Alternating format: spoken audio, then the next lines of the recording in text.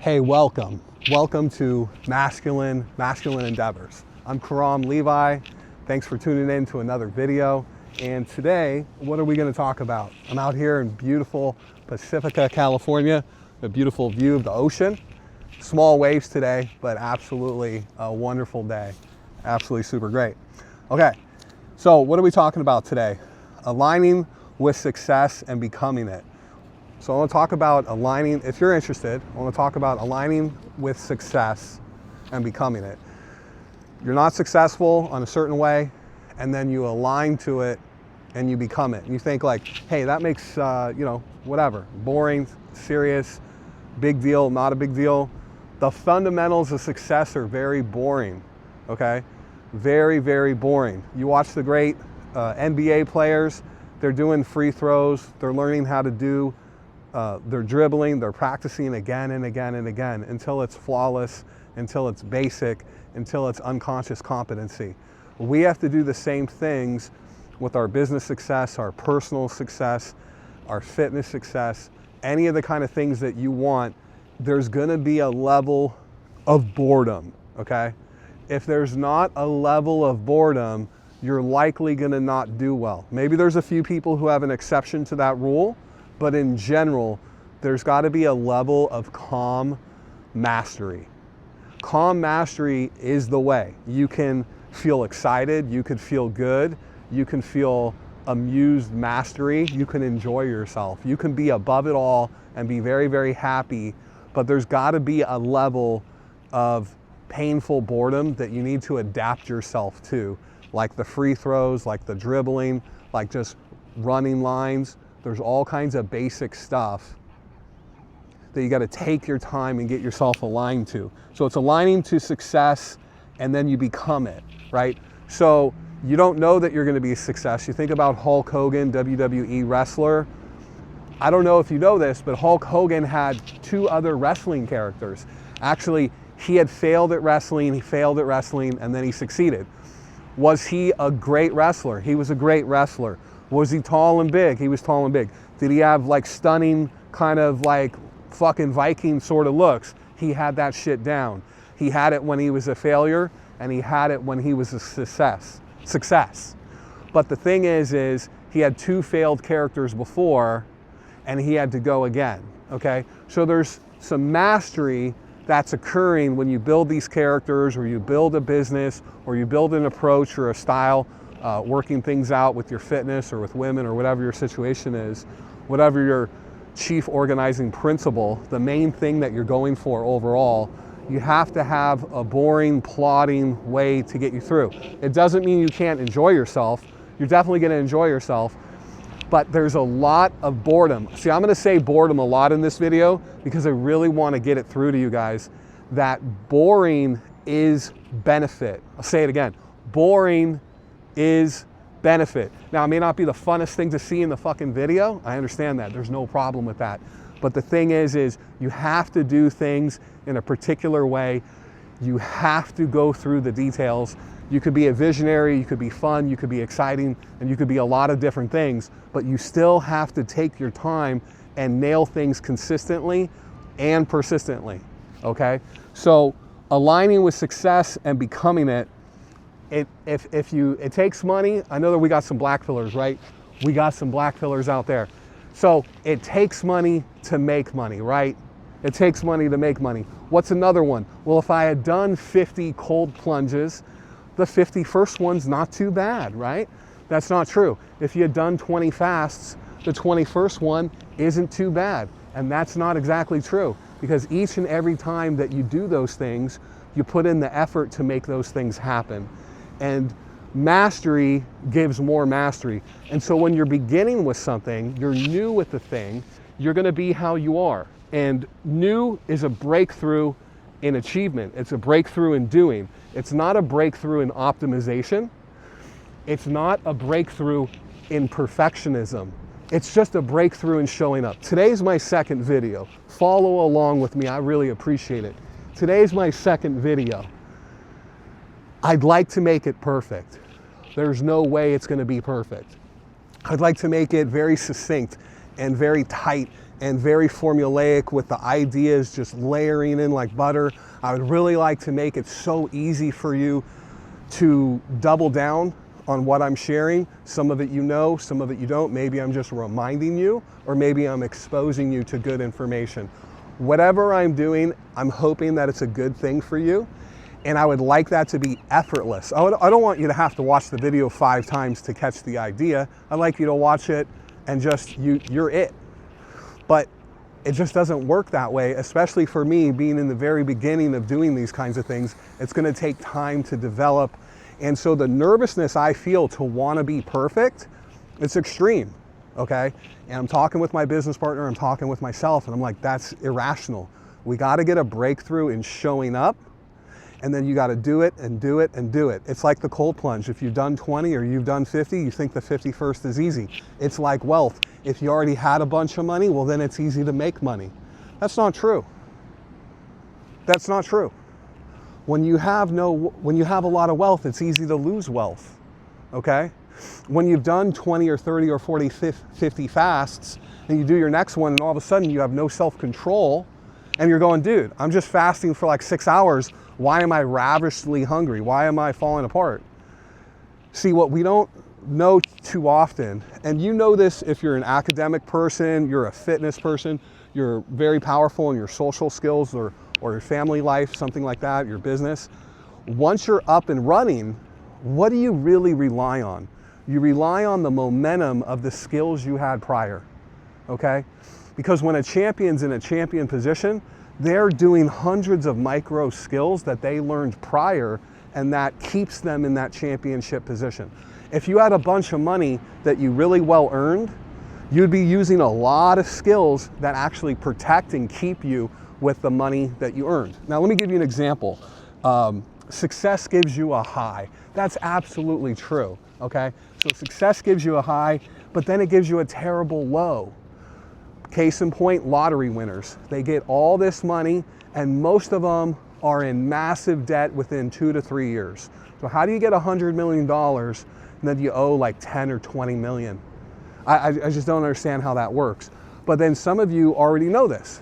You got a better paying job, and within a year or two, you have more debt. You have more debt, and now you're thinking, man, if I could get an even better paying job, then I wouldn't have that debt. So you have to build the small and subtle skills in order to get you to the next step. And so it doesn't matter if you inherited your wealth, if you got it through a lottery, if you got a job promotion, you still have to manage what you have, and that's a boring, non-dopamine kick in the very beginning, okay?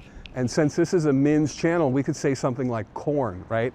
We got prawn, corn, people watch, right? A lot of fellows watch, right? But then when you're in person with a woman, you have less excitement, okay?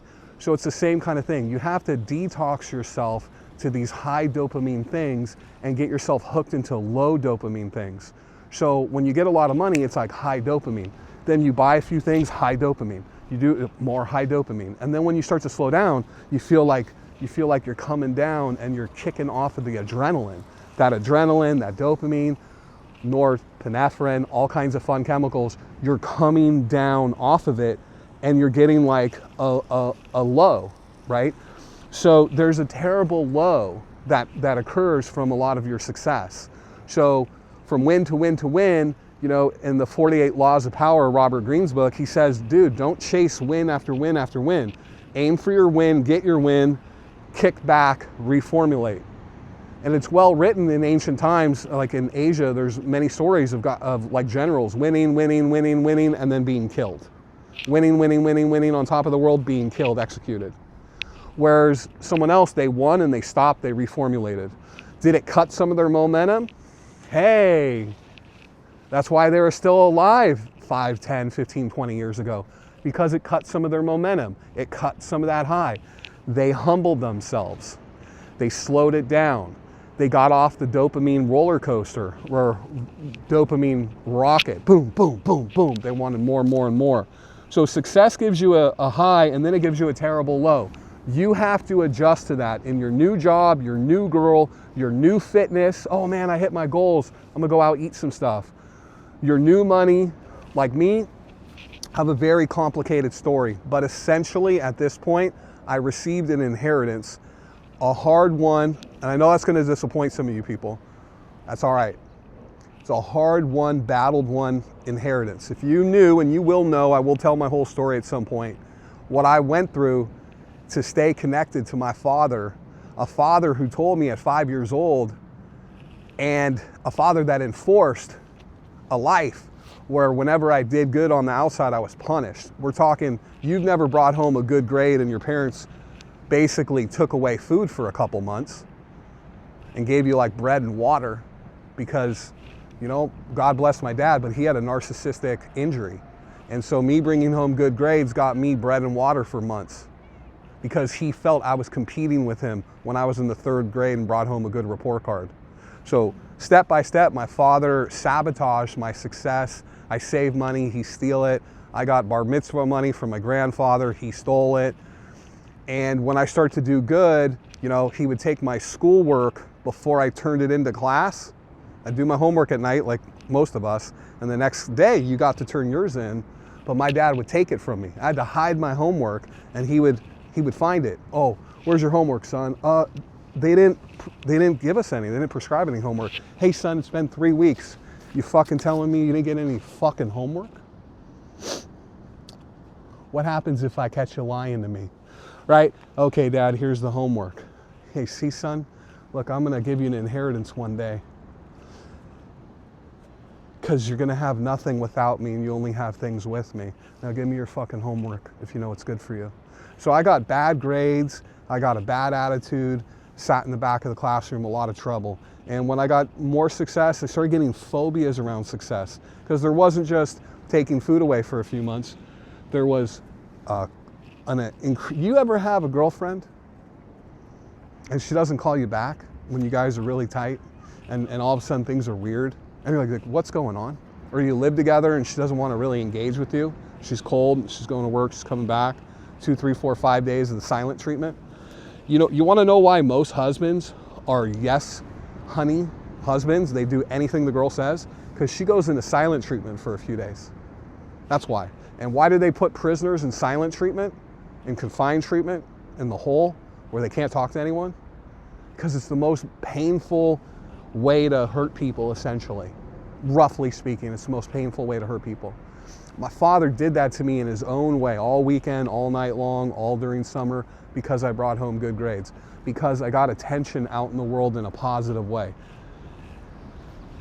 Long story short, look, you feel sorry for me, you don't feel sorry for me. You had privileges I couldn't even believe. You had so much privileges, I wouldn't even know what to do with those privileges. But for me, some of the challenges that I've had, receiving my inheritance and then not ruining it. So I've had my inheritance for 2 years and I have not ruined it.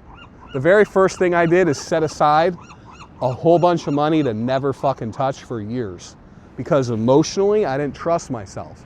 Now you might say, how can you not trust yourself? Say, hey, it's like an alcoholic. It's like, you know, if you're gonna go to the bar, you're gonna drink 12 and you're gonna be fucked and then you're gonna drive. So what do? You don't put the car keys or you don't fucking go to the bar because you know you're not gonna be able to tune it down. Same thing for me. I wasn't exactly sure that I wouldn't go out and ruin it all, you know, in a fucking year. And so that was part of the work that I had to do, is to slow it down and work on those step-by-step, calm-by-calm situations. If you won the lottery and you were able to control yourself and you were able to calm it down, you're gonna be one of those few people who wins the lottery and 10 years later is the same wealth or radically richer, right? Because it takes money to make money, right? Black pillars takes money to make money. If it were true, all the lottery winners would all be the richest people in the world. All of them. Because people are winning the lottery everywhere all the time and they all lose their money again really quick. You have to be able to manage your success. So if you think it takes money to make money, if you think it takes fitness to stay fit, you think it takes success with women to get success with women, dude, it takes skill to do anything. It takes bravery to do anything. It takes patience to do anything. You have to come into alignment with success, okay? So winning, it's all skills based. It's all skills based. So what I'm hoping to do is I'm saying to the successful, you know, good work, man. Really, really, really good work on being successful. There's a lot of different kinds of, some people have amazing family success. It's incredible. They take it for granted, they don't realize it. They have amazing family success. They say, oh, I'm just being a good person. Hey, you inherited amazing family success. You come from a beautiful family. You know how to treat people. You know how to be treated. You don't feel nervous when things are going well for you at home. You have a lot of victory. You have a lot of winning. And that's an incredible privilege. I wouldn't even know what to do with privilege like that. That's unbelievable privilege. There's nothing more privileged than having a good home life. That's the most privileged thing in the world. They've all proven, all psychologists have proven it. If you want to make a strong, powerful adult, you give an amazing childhood. That's more valuable than money, okay? So you could be from the financially lowest economic family, but your mom and dad were solid and loved you and skilled you and comforted you and made you feel like you're connected in the world to unlimited, basically respect, love, appreciation. Yeah, they might spank you. Yeah, there's some rules, but that makes you strong. That makes you healthy. That makes you a polite, non-sarcastic, non-snarky, non-rude, dependable, trustworthy, solid human being. That makes you the light of the world. That makes you an amazing person. And if you're not that person, well, you got to get some light up. You know, you got to get your light up. All right. That's privilege, right? So when you're on your way to success, you end up outgrowing people. A lot of people become jealous and envious. Let me tell you something. If you got money overnight, would you have more friends or would you have less friends? You know, let's think about it. And what do you call a friend? You know? Would you have more friends or would you have less friends? You could very much get a lot more acquaintances. You can get a lot more acquaintances. You know, if you were to have the same amount of friends and have nothing change, you might do what some of those super awesome lawyers say, right? Excuse me as I'm making a little changes here. Some of those super awesome lawyers say, you don't tell anyone that you win your money when you win your money. You just don't do it. And you set all that aside and you just keep working. So for a period of time after I got my inheritance, the first thing I did, I just kept working. Now I worked a job that, you know, some people understand is a dangerous job, and some things occurred and I was like, man, I'm risking my life for a very low amount of money. I like the service I provide, but I'm risking my life for a low amount of money. Look at the audio. Let's clip that. All right. I'm risking my life. Maybe this is a blooper reel. Maybe we leave it in. All right. I'm risking my life for a low amount of money. I enjoy my job, but I don't enjoy risking my life in that situation. So that was part of what I did to calm myself. I told myself, man, I'm going to make it a year with my inheritance. I'm going to handle everything I'm going to handle. I'm going to focus on going to the gym. I'm going to focus on going to bed and waking up. I'm going to focus on my diet. I'm going to focus on my habits and my cleanliness. I'm going to work on reading books again because I fell out of the habit of reading books. See, when you get millions of dollars, what's the first thing you're going to do? First thing I did was I'm not spending $1 because I don't want to be like those lottery winners. And so one of the first things to do for aligning with success is to put the brakes on bad habits. I almost always spent pretty much whatever I got. And there's some phobias in there because, again, I had money stolen from me many times growing up and kind of made a weird pattern. It means that I'd have to break through that pattern plus learn a pattern. So it means I've got PTSD trauma plus then the need to learn the pattern, which everyone needs to learn the pattern. So it just means it's double complicated. Doesn't mean it's impossible, but means it's double complicated. Means it's a lot easier for me to be a victim, for me to feel sorry for myself, for me to whine and cry. Because, you know, I got fucking robbed by my father a bunch of times, and, you know, it made me feel like I fucking can't succeed. And I got emotions all wrapped in that, and it was subconscious because some of it happened when I was little, 5, 10, 15 years old. It just layered in, and plus the verbal abuse of, you can't do this and you can't do that continuously, literally continuously. The goal was to make me an invalid because my father was looking for an adult human dog. He wanted to keep me connected to him, and he didn't trust himself. He didn't want to do it through love. There's black pill content providers. The world's shit. And all this kind of stuff. They want to talk about how bad the world is. America's this, America's that. Right? Okay? They want to talk about everything that's bad. Those are black pill content creators. And they're hooking you on, what's going on. But you're not richer, you're not taller, you're not stronger, you're not fitter. Okay? And then you're really not going to believe in yourself when you think it's all bad. Okay? Okay? You never see the weightlifters, the Olympic weightlifters doing some amazing shit in the Olympics with someone chatting behind them. You're going to lose. Olympics are stupid. What are you lifting weight for? You're not even doing anything.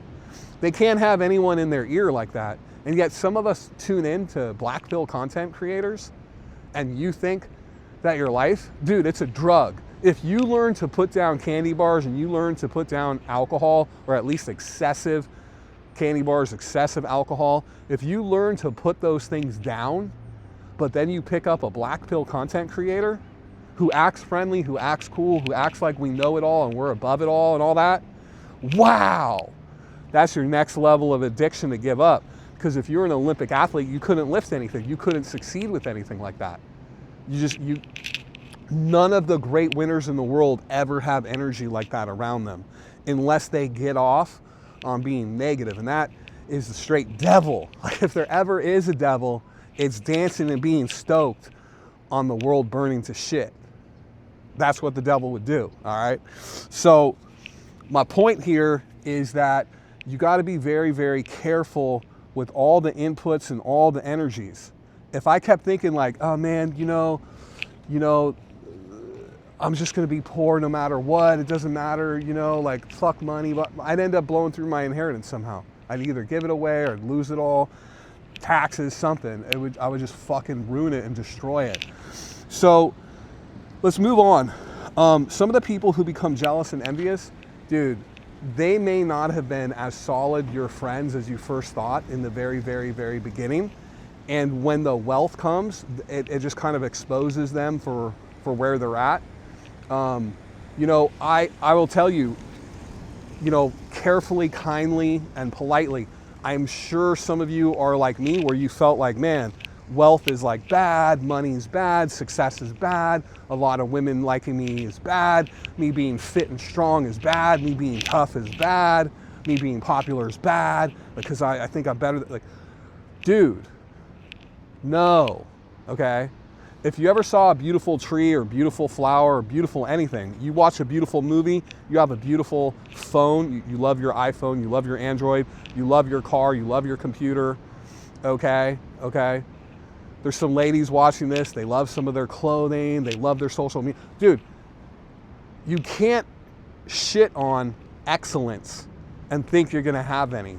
It just doesn't really work that way, okay? It just doesn't really work that way. And when I had bone cancer, I'm a cancer survivor, so every day is a good day for me. I'm telling you, I'm on top of the world.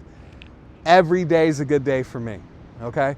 When I was only given a year to live, 12 to 14 months, but I like to say a year, it's just easier, but it was 12 to 14 months. When I had 365 days to live, every day was a good day. Because you know what? This is the day that I'm alive. And I would see these beautiful clouds, and I don't know if you can see them. We'll go ahead and video them, but the clouds are beautiful. They've got a nice weight to them. They've got a nice size. They're extra fluffy. They're a little heavy, and they're a little light. You get some contrast, okay? They're gorgeous. It's a beautiful day. The water looks good, looks turquoise. I love it. I appreciate it. And I would enjoy a day like today like you can't believe, and I'm doing that right now. Together, I hope we're doing that together. And I didn't know if I was gonna be dead in the next little while from now. So it didn't matter if I had money because I was still gonna be dead. Nothing fucking mattered, right? So it was a choice to be happy. It was a choice to feel good, and it was a choice to appreciate life. Like, hey man, I don't know if I'm gonna be dead in 4 months from now, but I certainly know, man, I love life, and I'm so grateful to be alive. And I've kept that rolling for years. When I got cancer, I lost half my friends overnight. Overnight, I lost half my friends, at least, maybe like 2/3 overnight. And you know, everyone deals with death and tragedy and difficulty different, okay? There are some things called bad weather friends. They just chill with you when things are bad. And when your life gets good, they can't be around it because they're uncomfortable. And then there's good weather friends. They only your friends when things are good. So if things are good, then they're your friend. I'm looking for those all-weather friends, you know what I'm saying? Like an all-weather tire. They good when it's good, they good when it's bad, they all over the place. Those are my favorites, all right? But that doesn't mean you can't still enjoy your good weather or your bad weather friends. For example, right? For example, if you're to go in the dirt in a vehicle, you want like dirt tires. Maybe that's your bad weather friend, right? You want specific dirt tires. You going on the racetrack, you want that perfect, smooth, amazing like ride. Maybe that's your phenomenal weather friend. If shit ain't phenomenal, they ain't your friend. But if you lived a phenomenal life, your whole life, they'd be your best friend your whole life. So let's not judge too much, but it hurts. It hurts when you lose. It hurts when you lose friends. When I got cancer, I lost 1/3 of my friends. When I got wealth, I only lost a couple friends. It's interesting. So how do we deal with these things? So I'm gonna wrap up the video. I really appreciate you chilling and kicking it. I hope there's wisdom here for you to enjoy. I hope you enjoy the beauty here. I hope you enjoy yourself and you practice gratitude and start collecting a few things that you could be proud and happy of. Right now, I'm happy to be connected with you. I'm happy to have this sky. Thank you for being here because it helps me have purpose. I've been wanting to do this for a very long time, and I appreciate you tuning in and hitting the like and subscribing, throwing down some algorithmic comments, or let me know what you liked about the video, what you learned. Maybe if I brought something to your attention, or I confirmed something that your intuition, and please trust your intuition more deeply. Not this school intuition where they try to trick you to guess the wrong answer, but like those deeper feelings. And I'm gonna keep it real on intuition, okay? No one taught you when you had to go to the bathroom, okay? You know when you gotta go. And your intuition bumps you and tells you things. And it's not hardly any different. You know what you know, okay?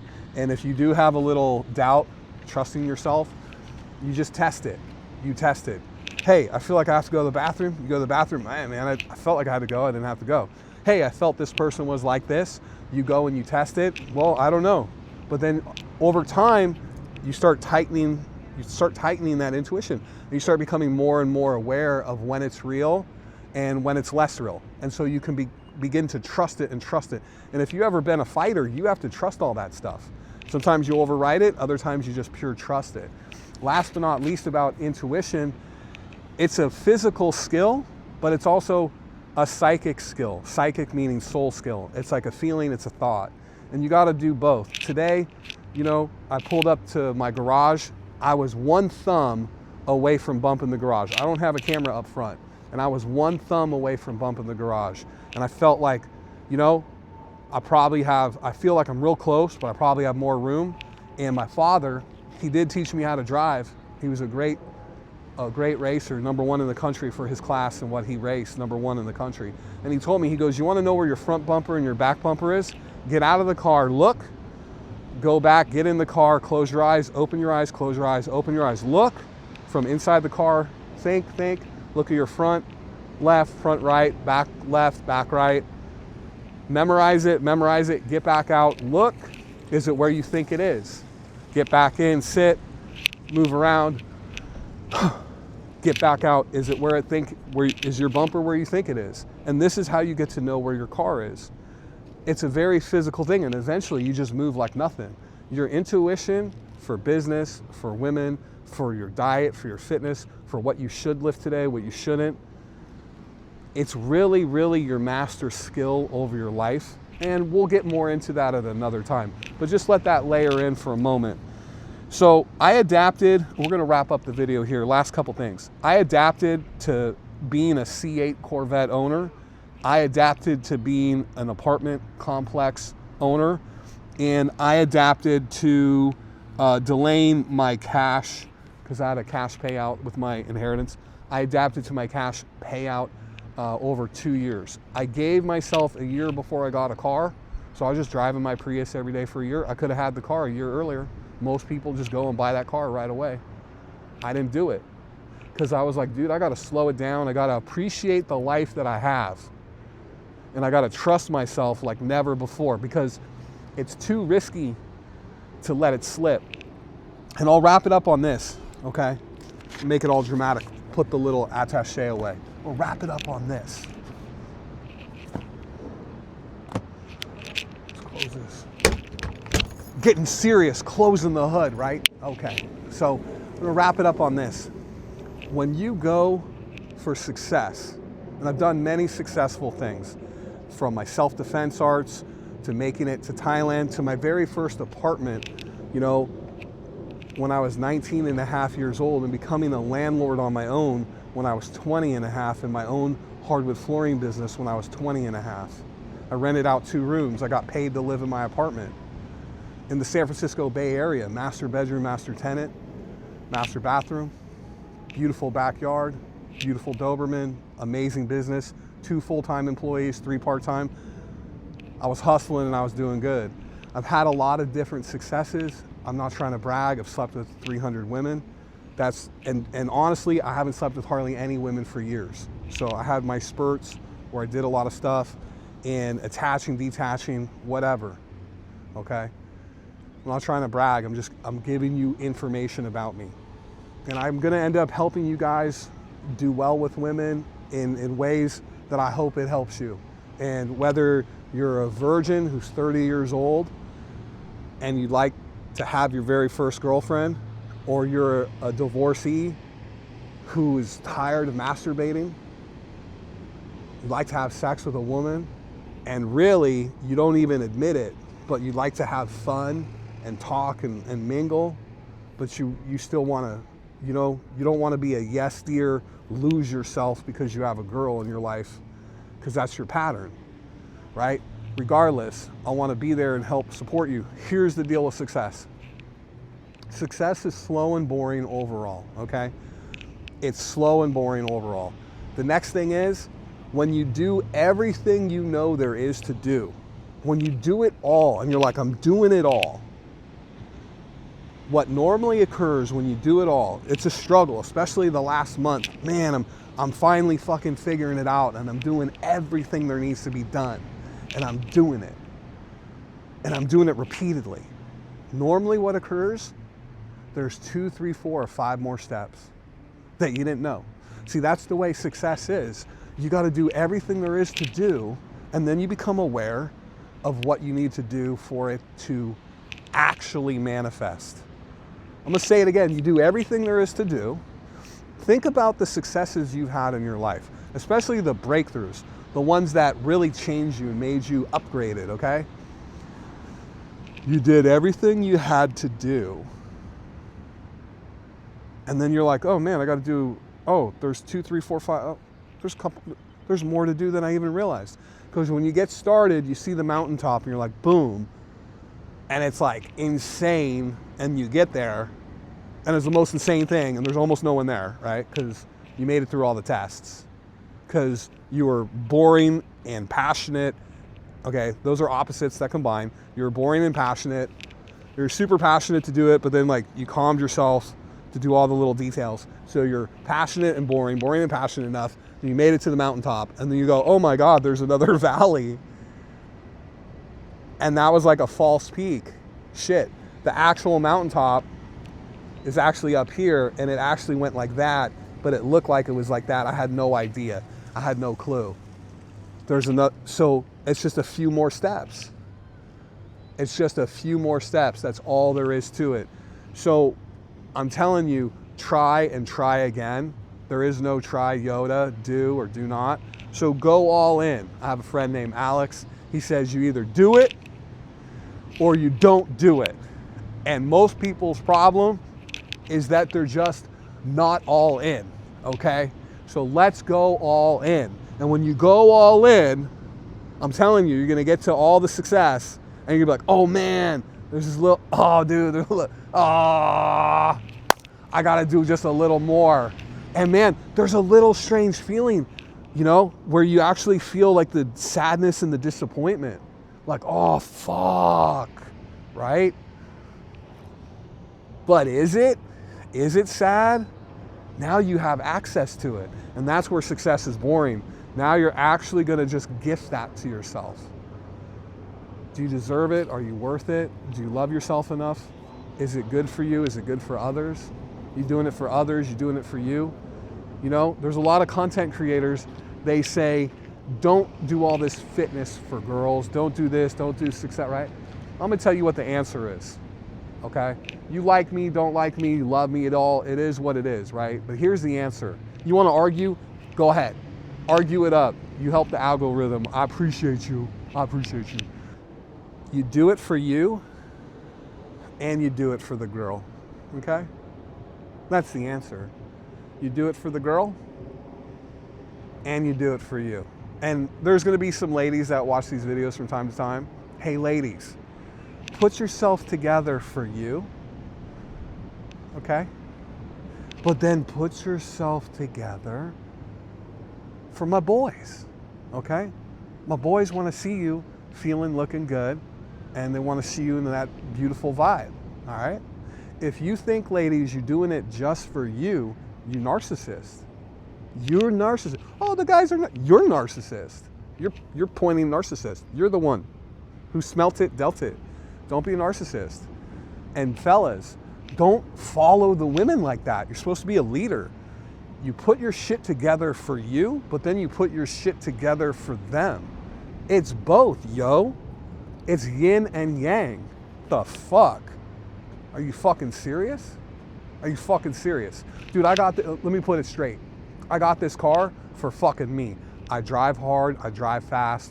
I love the police, I ain't got no trouble. But I love my fucking car, okay? I love motorsports. I'm from a motorsports family. My step uncle was #2 in the world for his class of racing, all right? #2 in the world for his class of racing, #2 in the world. I rode with him 3 times a week for 2 years. I love fucking motorsports. I fucking love it. So you best believe I got this car for me. But do you think that I don't think that girls notice me from time to time, that women notice me, that I'm gonna be noticed in my fucking sick, dude, I'm sorry. Is this not a sick fucking car? This is a fucking sick fucking car, all right? But, so you do it for both. You do it because you love it, and you also do it because of attention or social validation, social proof. Dude, you do it for both. You do it, if you're on a desert, dude, if I was on a desert island, I'd still have a fucking sports car. I'd have to go and make a fucking racetrack, and I would probably be very careful about not racing too hard because I don't want to die by myself and fucking need help or something if I fuck up. But I would still fucking enjoy a good spirited ride from fucking time to fucking time. And if you're really smart, ladies, if you're on a desert island, you still put your makeup on, but you ain't gonna do it all fucking day, every day. You might do it like when it's a fucking full moon. You might ritualize it, I don't know. You might do it because, you know, hey, I had my period and now I wanna feel fucking super fucking dialed in, I'm fresh, I'm light, feel strong, it's a ritual, right? It's a ritual. We gotta love ourselves and build ourselves up. But if you think it's stupid to put your life together because of other people, you're ignorant. You're just fucking ignorant. It's both, man. It's daytime and it's nighttime. It's man and it's woman, and that's creation together. You need both. Man, fucking adults and fucking kids, you need both. You know what kids do for adults? Kids make adults feel life is worth living. That's the real value of a kid. Man, the adults are like, man, look at the joy in his eyes. Look at the joy in her eyes. Look how cute she is. Look how cute he is. Man, he gonna be smart. She gonna be smart, right? That's how adults are. Adults are love, and then kids look up to adults when they're in a good state. man, I want to be smart like him. I want to be strong like him. I want to be smart like her, strong like her. I want to become an adult. I'm 5 years old. I don't want to be 5 years old when I'm 25. I don't want to wear pajamas when I'm 25 years old out in public. I want to be a fucking adult. I want to be a fucking adult. See, it's the opposites that make power. So when you do both, that's like the internal divine marriage. You do both. That's an alchemical spiritual thing. You do both. So put your life together for you, but then put your life together for others. And if you want to measure it, if you like to measure it, 75% you, 25% them, fellas, that's probably a great way to go. And ladies, us fellas, we actually pretty much in general want to actually do like almost everything for y'all. Honestly, that's like the natural way we kind of really feel like we want to do. And that actually makes you not like us, because they're like, oh, this guy likes me too much. What's wrong with him? That's how that shit goes. Okay? That's how that shit goes in general. I'm not talking about a 1% dude. I'm talking about normal men who like you, probably want to do everything for you. And when we hold ourselves back, gentlemen, and keep ourselves a little more stoic, a little more private, now we're a mystery. Now we're interesting. Now we're hard and strong and tough and cool. Now they kind of clawing, wanting to explore us. But same things for women. If you women make yourself 75% for like your ideal guy or like a really good guy, you're gonna find your life is gonna work for you. But that's the opposite. You probably don't want to do that. You probably want to make 75% of your life focus for you. So we got to do our opposites. Men, you got to hold yourselves back, and the women are gonna have a lot more respect for you.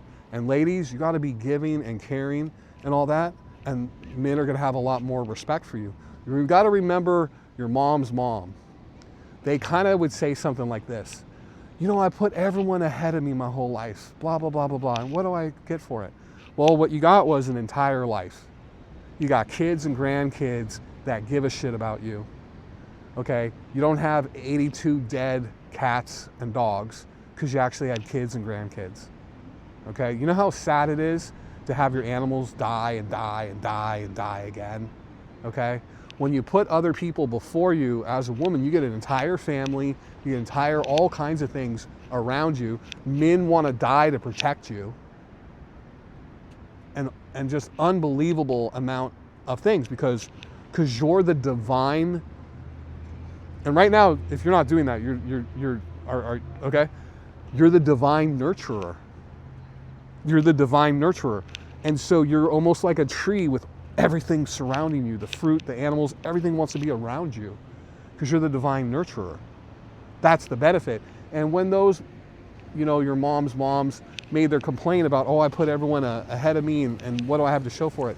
You know, there's a million men who say the same thing. You know, oh, I worked my whole life, I raised a family, I did this in the military, and what do I have to show for it? Everyone gets melancholy, okay? I can't take the car with me when I pass away in 50 years or fucking 5,000 years from now I'm immortal, okay? Let's hope, okay? I can't take the car with me. I can't take my apartments with me. I can't take my future business with me. I can't, you know, maybe I'll meet you guys up in heaven, something like that. But I can't take everyone with me. I can't take that beautiful phone with me, okay? Nice little microphone. My tree shirt, my little Yggdrasil shirt, my camo. My awesome shoes. I love my little sandals. You know us guys with our sandals. Can't take my fucking Ray-Bans. My necklace. I can't take it with me. And so we all gonna get a little melancholy. That's something that we have to work out with our soul, okay? And sometimes people go to religion or spirituality to deal with that. So when your mom's mom said they put everyone ahead of them and they didn't know if it's worth it, you know the alternative is 20 dead cats and a lot of box wine and a lot of sexual toys and batteries.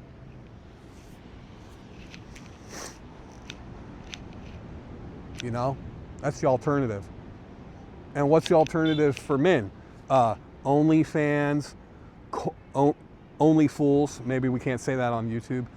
Only Fools, corn, right? Adult escorts, And then what's everyone got? Everyone has apartments alone. Everyone's in their apartments separated alone. We don't have the families. We don't have the fun. We don't have the memories. We don't have the shared experiences. You know, you go and travel by yourself and then you come back. What do you have to share? Oh, do you remember that amazing tree? It was all crooked. It looked like this. You don't have anyone to talk to about that. They didn't see the tree with you. You weren't exposed to it together. It's just a little photo, and now you're back home and you got to show someone. And they're like, yeah, okay, the tree, They're not that interested. They didn't go on the trip.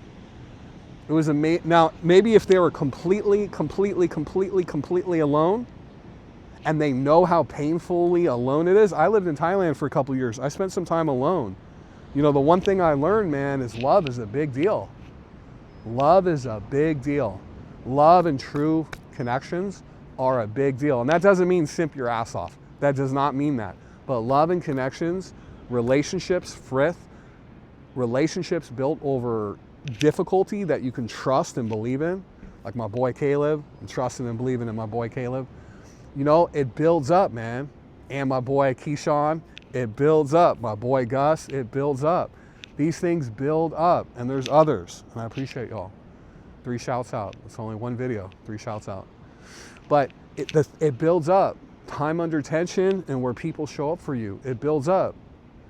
And ladies, if you think like you're gonna live without all that, you know what I'm saying? There's a benefit to nurturing, and for men, there's a benefit to providing. So we really need to embrace our gender roles, if only because they have thousands of years of making culture and families work. And our modern cultures, whether it's Japanese, American, French, whatever you want to look at, they can't even replace themselves. So if we as a people were plants, like we were a crop, we were apples, you'd say all the apple orchards are dying. The seeds are no good. They won't grow new trees. And if they were, you know, beautiful puppies and beautiful kittens, and they grew up and they can't breed, they won't have children. There's going to be no cats and no dogs. So if you think this new modern way is so good, why is it not sustainable? You know, I was a raw vegan for 8 years. Raw vegan, 100% raw. Totally not raw vegan at all now. But I did that thing, right? We always talked about sustainability. Sustainability. They didn't talk about all the bees that got killed making almonds. Okay, that was like evaporated. They didn't talk about the millions of gallons of water it takes to make an almond. Okay, that was all set aside. Okay, there was a lot. All the little animals that were killed in making the fields, they didn't talk about any of that. Okay, that was all set aside. Okay. But in general, there was an idea of sustainability. If we were plants, okay, we're not sustainable. So this modern idea of keeping everyone in their apartments separate, not finding value in each other separate, okay, women wanting a million things, men never being good enough, okay, hypergamy, chicks like dating guys in better positions than them, right? Be taller than me, be wealthier than me, be cooler than me, you know? That doesn't mean settle. It means that the more you make yourself socially put together, the less options you have for love. So basically you're saying, I don't care about love, I care about social attention. Okay? Like I got this car. Does that mean I'm going out to dinners every night? No, because I got my fucking car. Like I go out a little bit, but I made a sacrifice. I was like, dude, I prefer to have my sick ass car than I would be going out every night, dropping that kind of coin on eating out. Okay, so I made my sacrifice. If you make your sacrifice, social attention, you're giving up love. That's okay. If you're gonna be awake all day, what are you gonna do at night? You're gonna sleep.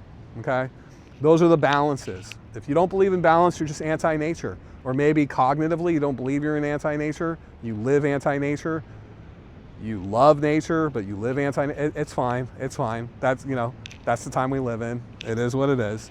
All right, it's all good. Went on a lot of subjects. I think you got a taste of me.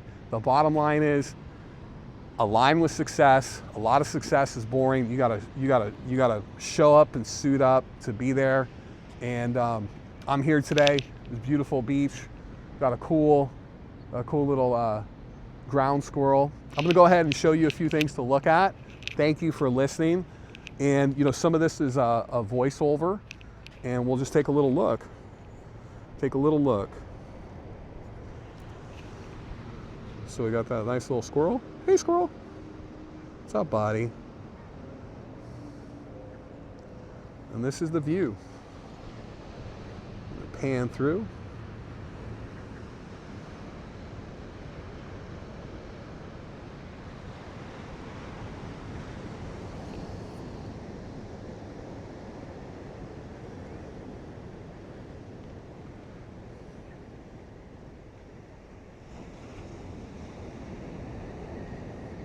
What's up? What's up, little buddies?